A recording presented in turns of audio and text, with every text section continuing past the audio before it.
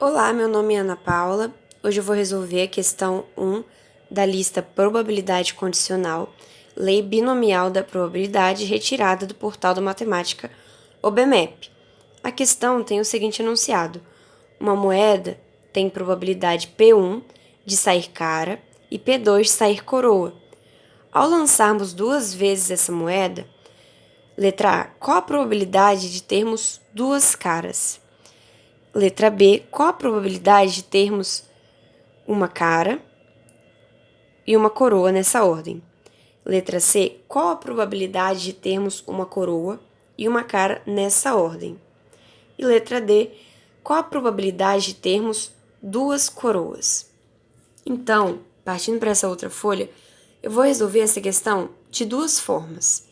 A primeira forma, eu vou envolver números, lidando com uma situação real, jogando de fato as moedas e vendo quais números, quais números vão aparecer nessas probabilidades.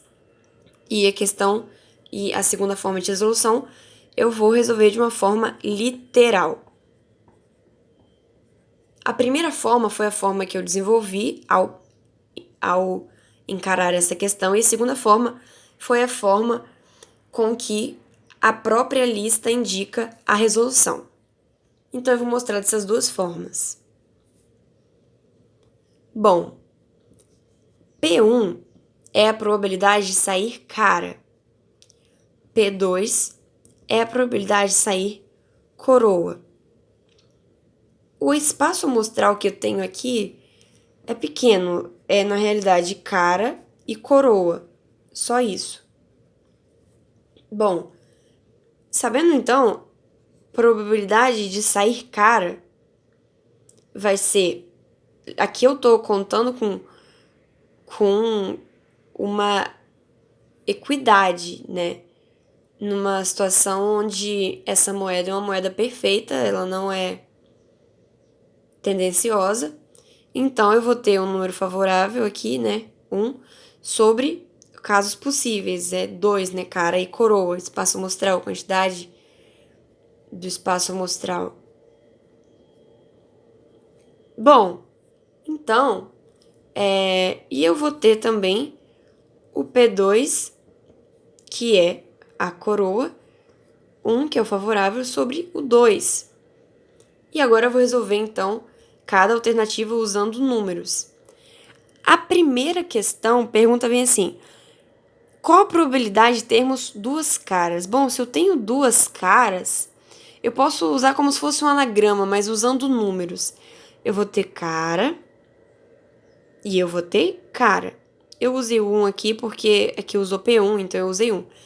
A probabilidade de sair cara é 1 sobre 2. Então, eu vou multiplicar isso duas vezes. Isso vai dar 1 sobre 2 ao quadrado, que é 1 sobre 4. Lembrando que todos os casos que eu vou dizer aqui não vão permitir permutações, porque ou eu tenho duas coisas iguais, que a permutação não envolve, né, esses casos, ou eu tenho eles já dizendo a ordem com que eu tenho que fazer, ou seja, não existe permutação aí. Então, permutação não tem. E aí a gente vai para a questão letra B. Aqui fala uma cara e uma coroa nessa ordem. Então, uma cara e uma coroa. Eu sei que cada uma delas tem uma probabilidade de 1 sobre 2. Mesma coisa, 1 sobre 2 ao quadrado vai ficar 1/4, esse resultado. Na letra C, eu tenho probabilidade de termos uma coroa e uma cara nessa ordem.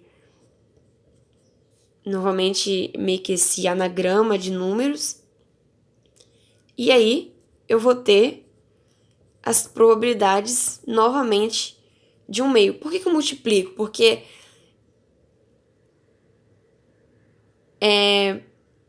as duas estão acontecendo, né?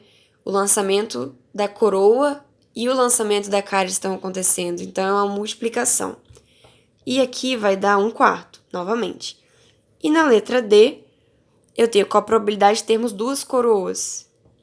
Então, coroa, coroa, eu vou ter 1 sobre 2 vezes 1 sobre 2, novamente, vai dar 1/4. Então, a gente percebe que todos dão o mesmo resultado, todos dão 1/4, né? Então, quando eu terminei o exercício, eu pensei que fosse isso, que bastava. Mas quando eu fui olhar a resolução, eu vi que era um pouco além, né? Era uma questão de fato literal, porque se a gente pensar que a gente coloca 1/4, desaparece um pouco o fato de que a ordem importava, né? Por isso que talvez seja tão importante colocar esse literal no meio. Então, resolvendo da forma com que o gabarito trouxe, eu tenho essa alternativa aqui. Bom, eu vou ter duas caras, então, probabilidade de sair cara multiplicado pela probabilidade de sair cara. Lembrando que esse caso aqui não é um caso em que eles são dependentes, tá? Então, não tem uma grande questão. Se caiu cara antes, vai tender a cair cara de novo? Não, isso não vai mudar nada. Então, eu não preciso me preocupar muito com isso. E aí vai ser P1 ao quadrado. Bom, aqui então, eu vou ter P1, que é a probabilidade de sair cara, vezes P2, que é a probabilidade de sair coroa. Aqui eu vou ter P2, que é a probabilidade de sair coroa, vezes P1, que é a probabilidade de sair cara. E aqui você percebe que a ordem importa, né? Que a ordem mostrando literalmente importa. O que antes dava a mesma coisa numa conta, quando você mostra literal, tá mostrando realmente a ordem. Não, primeiro saiu cara, depois saiu coroa. E aí, aqui, o resultado vai dar P2 ao quadrado.